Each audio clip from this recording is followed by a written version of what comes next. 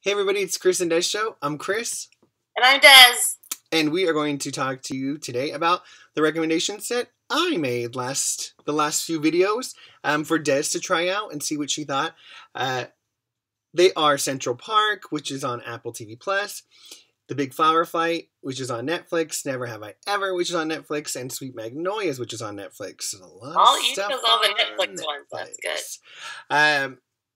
I'm figuring if I'm paying $12 a month, I should be using this. You get your money's worth, for sure. So, let's talk about Central Park. Desiree, what did you think?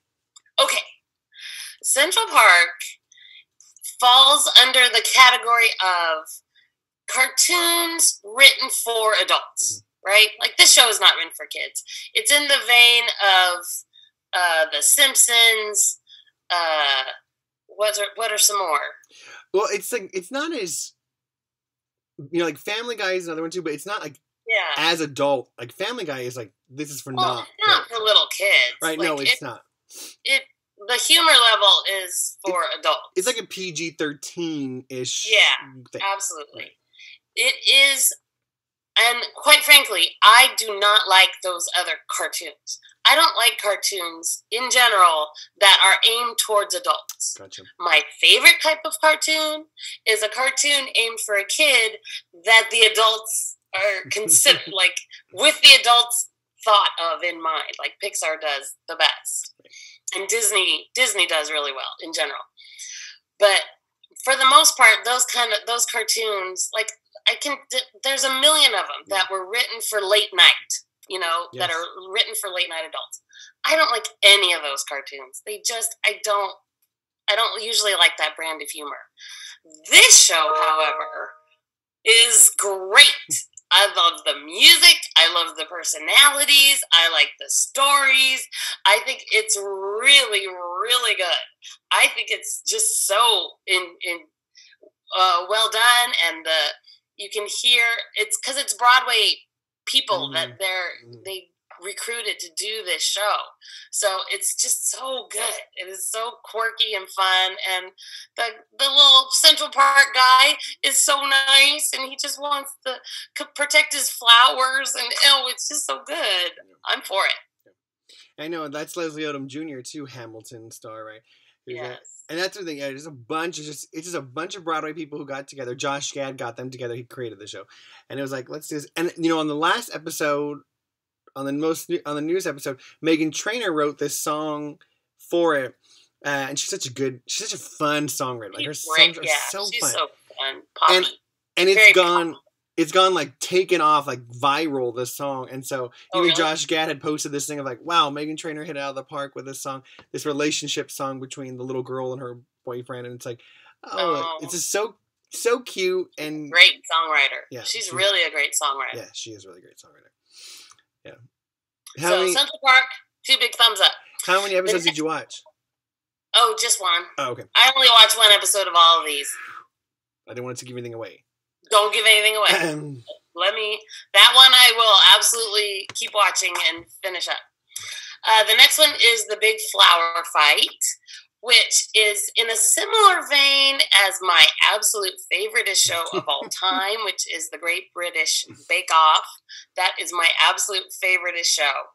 And this is similar, where it's teams who have been tasked with making these huge, gargantuan flower craziness things, and it's a reality show, and it's fun. It's really good. I have to say, I didn't click in with it as well as I clicked in with the Great British Bake Off.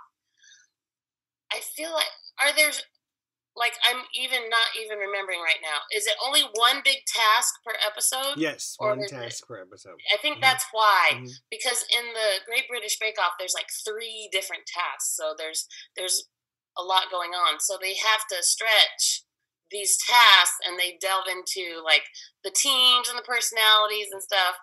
And I definitely will watch some more of it, but it's just not. It didn't pull me in quite as much as the cooking show. Gotcha. I think too, like, I would tell you, I watched the first episode and I liked it, and so that's why I kept watching, but I was like, I don't know if, I was like, okay, I'll give it another chance, because it is slower. Like even the British, like the Great Bake. What is it called? British Baking. What is it called? There you go. The Great British Bake Off. Thank you. Even that to me is like, okay. I appreciate some parts of it. It is, yeah. But it is, you know, it's also a tad bit. This is the difference between Des and I. It's a tad bit too drama free. Like too. Oh. Everybody's. Great British Bake Off is. Yeah, like everybody's nice. Everybody's getting along. I'm like, are you really nice though? I don't know if I trust this. That's what I like about it. It's pure competition. It's pure about the baking. And it's purely about, like, especially that technical one. I don't know. We've totally changed subjects, and we're talking about this other show. Well, I need to watch it because I haven't only watched like half an episode of it, really. So you got to watch the whole thing. Because my favorite is the technical, where they give them. Everybody gets the same ingredients. Everybody gets the exact same thing, and a piece of paper with the instructions. And some of the instructions are all the way there, and some of them aren't. And they just say, make a pastry or make a cake, and they don't give you any details. And so if you don't already know how to do that stuff, you're screwed. So that's the one that I really like. Okay. Gotcha. But this flower show is good too. Yeah, I really enjoy it. And I will say too, the longer you are in it, the more you start to like just connect with the teams. The teams is the idea behind it. Then and especially the father and son. I don't want to talk about it, but you should watch it. You'll see. I will give that one more chances. I'll give it more chances. The next show is Never Have I Ever, and of these 4 shows, this one is my absolute favorite. Of these 4. Never have I ever. I am in 150%. This girl in high school, I cannot. I love her so much. I'm so excited to have found this show and to get to take this ride. Part of it is Mindy Kaling is a producer on this show, so you know it's well written. It's going to be quality. It's going to be high. It's going to be well done. And I only watched the first episode. I only watched the first episode of everything. And it is so good. This girl. I love her so much. Oh, it's a hilarious show. It is so funny. Yeah. And so, like, real and cute and quirky. Her friends are the quirkiest thing. And that's how they are in high school. They're just so quirky. I know. And they're just themselves. Yeah, really. And they can't help it. I love her mom, too. Oh, man. Her mom is typical, like, Indian mom. And it just makes, I don't know. And Mindy Kaling. John McEnroe narrating it? Stop. The show. What? Who thought of that? That was the best idea I've ever heard of. Yeah. He's having a blast. Oh, he's just sitting in that sound booth just having the time of his life. That is I feel like that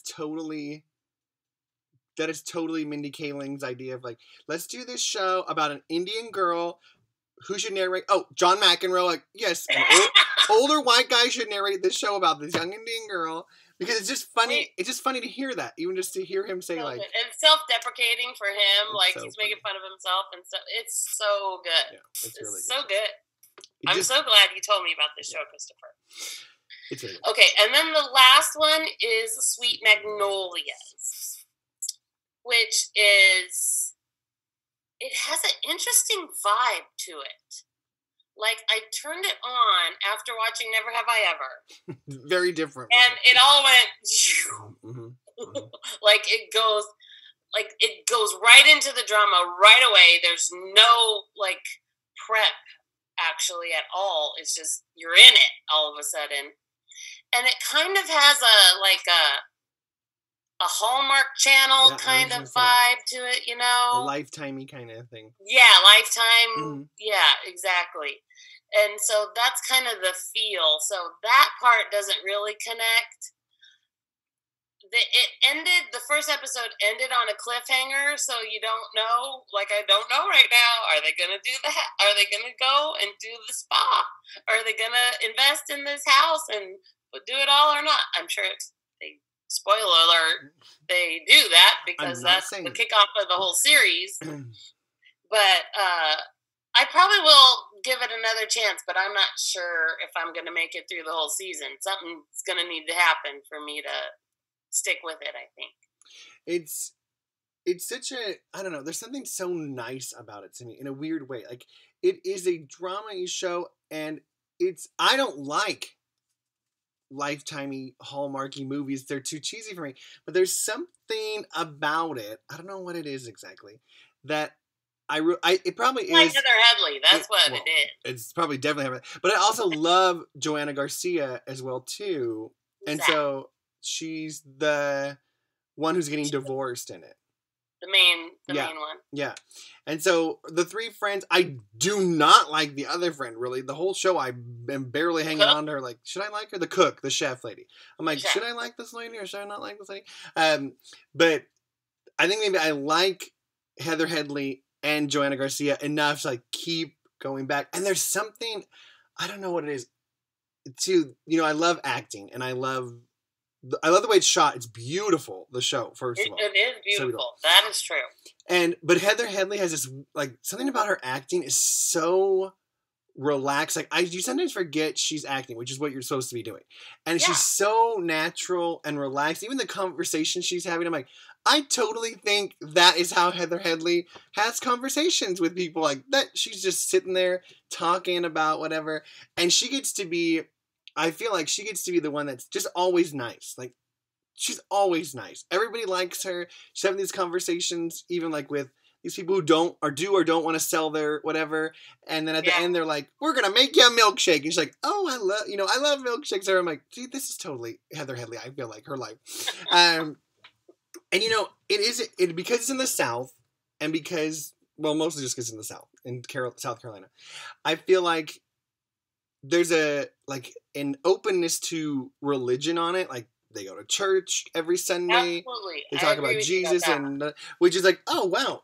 Most shows don't have that right now, or have different views, and I'm all for different views for that. Like, I love that Never Have I Ever gives you kind of an inside look at like her Hindu kind of religion as well too. It's like, oh, that's cool. I don't know anything about that. Like, I like to understand that more. And so I like that this is a view of Christianity as well too. I mean, because they're in the South.